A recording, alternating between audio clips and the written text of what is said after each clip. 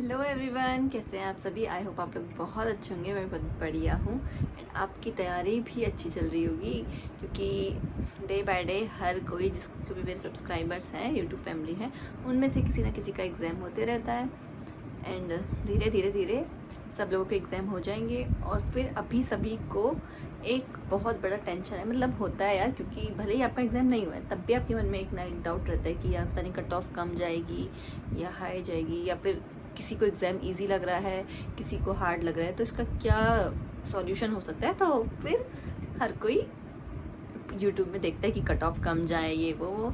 तो मतलब मेरी नेचुरल है, मेरे साथ भी हुआ था, इसीलिए मेरे को लगा कि बहुत सारे लोग कमेंट करें कि दीदी क्या कट ऑफ कम जाएगी, क्यों कम जाएगी, रीज़न्स इसके। मतलब ऐसे ही हम हवा में नहीं कह सकते ना कि कट ऑफ ज़्यादा जाएगी या कम जाएगी। तो कट ऑफ कम जाने के कुछ रीज़न्स होते हैं, कुछ ऐसे फैक्टर्स होते हैं, कुछ ऐसे एनालिसिस होते हैं, उसके बाद ही हम डिसाइड कर सकते हैं कि कट ऑफ कम जाएगी या फिर हाई जाएगी। तो सबसे पहली बात जो है ना कि एग्ज़ाम का जो पैटर्न है, मैं ये नहीं बोली कि एग्ज़ाम हार्ड है, ठीक है। जिसका एग्ज़ाम नहीं हुआ है वो ये मत सोचो कि एग्ज़ाम हार्ड है। बस इतना हो गया है कि जैसा एग्ज़ाम पहले आता था उस पर बहुत चेंजेस आ गए। जैसे कि रीजनिंग बिल्कुल नॉर्मल पूछी जाती थी, तो अभी थोड़ी सी वो भी इजी है। अगर आप उस टॉपिक को करके जाओगे, बार बार बोल रही हूँ मैं, इनइक्वालिटी और कैलेंडर, तो फिर वो इजी है। लेकिन वही है कि स्टार्टिंग के बच्चों के लिए ये थोड़ा सा चैलेंजिंग था, क्योंकि उन्हें पढ़ा नहीं था, उनके पास कोई आइडिया नहीं था कि ये क्वेश्चंस आ सकते हैं। तो इस वजह से तो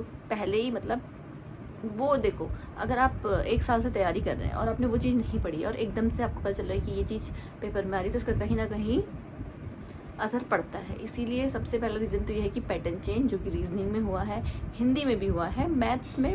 मैथ्स मतलब अभी तक जितना भी एनालिसिस मैंने किया है उसमें मुझे यही पता चला है कि मैथ्स जो है वो हार्ड नहीं आ रही है। तो ये आपके लिए अच्छी बात है। मतलब SI CI के क्वेश्चन तो बहुत कम आ रहे हैं। सबसे ज़्यादा तो बच्चों को लगता है CI से डर, तो वो तो नहीं आ रहे हैं, मैंने जितना एनालिसिस किया है।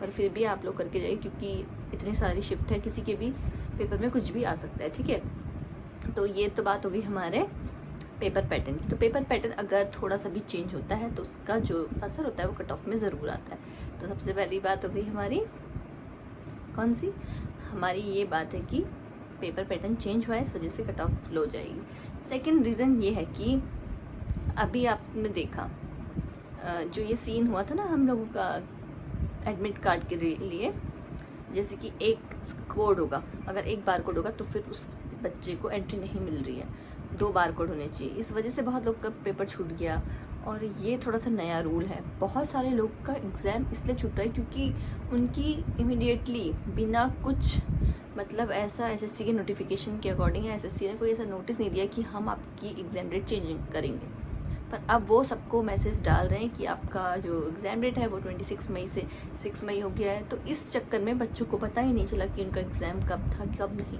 तो इसलिए बच्चों के एग्ज़ाम छूटे हैं। और ये भी नहीं कि SSC से 10 दिन पहले बता रही है, 5 दिन पहले 4 दिन पहले बताएगी, तो फिर ऐसे बच्चों का एग्ज़ाम छूटेगा। तो ये भी एक पैनिक क्रिएट हो चुका है, ठीक है। नेक्स्ट रीज़न हम देखेंगे तो वो है अटेंडेंस। बता दिया मैंने आपको अटेंडेंस की कमी, कि अटेंडेंस जो है ना वो पूरी नहीं लग रही है। लाइक पिछली बार भी 48% तक था, इस बार तो और भी 40 से 41% आपका अटेंडेंस हो रहा है। तो आप कैलकुलेट कर सकते हैं कि जितने बच्चों ने फॉर्म भरा है उसके अकॉर्डिंग बच्चे एग्ज़ाम देने नहीं जा रहे हैं। और ऐसा होता है यार, SSC GD में बहुत बार ऐसा होता है कि बहुत सारे जो ग्रेजुएट्स होते हैं ना वो भी सिर्फ एग्ज़ाम को अटैम्प्ट करने के लिए पेपर दे देते हैं, ओके। तो बाद में वो पेपर देने नहीं जाते, या फिर बाद में वो उसे ज्वाइन नहीं करते, या बाद में उसे वो फिजिकल देने नहीं जाते, क्योंकि यार हर किसी के साथ होता है ऐसा कि जो CGL वाले होते हैं उनका ज़्यादा इंटरेस्ट होता है पढ़ाई पे, तो वो थोड़ा सा फिजिकल को अवॉइड करते हैं एंड होता है ऐसा। तो इस वजह से आधी तो हम लोगों की टेंशन यहाँ पे थी कि अटेंडेंस कम लग रही है, क्योंकि फॉर्म ज़्यादा भरे थे तो अटेंडेंस कम लग रही है। तो इस बारे में आप लोग थोड़ा सा फ्री रह सकते हैं, ठीक है। नेक्स्ट एक नया सिस्टम SSC ने इंट्रोड्यूस किया है, फिक्स एंड फ्लोट सिस्टम, जिसके अकॉर्डिंग मतलब ये ना बहुत टाइम से हम लोग चाहते थे कि वेटिंग लिस्ट आए, क्योंकि यार होता है ऐसा, मेरे साथ भी हुआ, मेरे दोस्त लोग थे, उन लोगों का सिलेक्शन हो गया लेकिन उनने वो ज्वाइन नहीं की, ठीक है। लाइक BSF मिल गई आपको या फिर CRPF मिल गई, तो फिर आप लोगों को ऐसा लगता है कि नहीं यार इसमें हमारा फ्यूचर नहीं बन पाएगा, इसमें हमें टाइम नहीं मिल पाएगा, बॉर्डर वाली जॉब्स हैं, तो इसलिए बहुत सारे लोग उसे ज्वाइन नहीं करते। तो जो सीट होती है ना उसमें वेटिंग लिस्ट नहीं निकलती।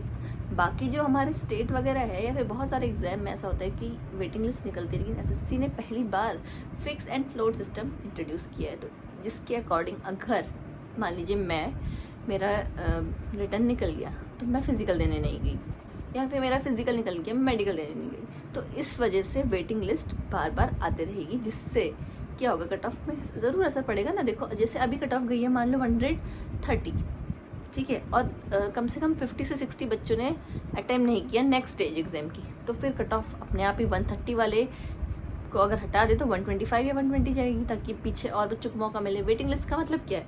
वेटिंग लिस्ट का मतलब है कि जो भी सिलेक्शन वाली कट ऑफ से नीचे होते हैं और पास में होते हैं तो उनको मौका दिया जाता है कि आप लोग आइए, ठीक है। तो इस वजह से एक ये रीज़न है कि हमारी कट ऑफ लो जाएगी, ओके। बाकी सबसे बड़ा रीज़न ये है कि एग्ज़ाम पैटर्न में बदलाव, लेकिन मैं ये नहीं बोल रही कि एग्ज़ाम टफ आ रहा है, ठीक है। बहुत सारे बच्चे ये बोल रहे हैं कि एग्ज़ाम बहुत ईजी आ रहा है, तो ईजी तभी आएगा जब, जैसे अभी क्या सीन है ना कि जो 27 और 28 अप्रैल वाले बच्चे थे उनके लिए थोड़ा सा चैलेंजिंग रहा एग्ज़ाम, क्योंकि बिल्कुल नया पैटर्न था, किसी को कुछ नहीं पता था क्या होने वाला है। तो उन बच्चों को बिल्कुल भी टेंशन नहीं लेना, क्योंकि उन लोगों का ज़रूर मार्क्स तो बढ़ेंगे, ठीक है।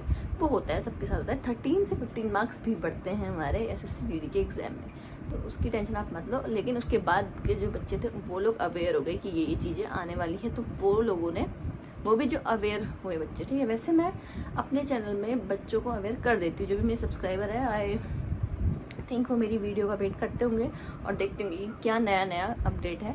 तो यही मैं बोल रही हूँ कि जो बच्चे अवेयर थे उन लोगों ने वन शॉट देख लिया हो इनइक्वालिटी का, या फिर हिंदी में जो मैंने बोला था कि ट्रांसलेशन वगैरह आ रहा है वो सब देख लिया होगा। लेकिन जो लोग अवेयर नहीं थे उनका थोड़ा सा नुकसान हुआ।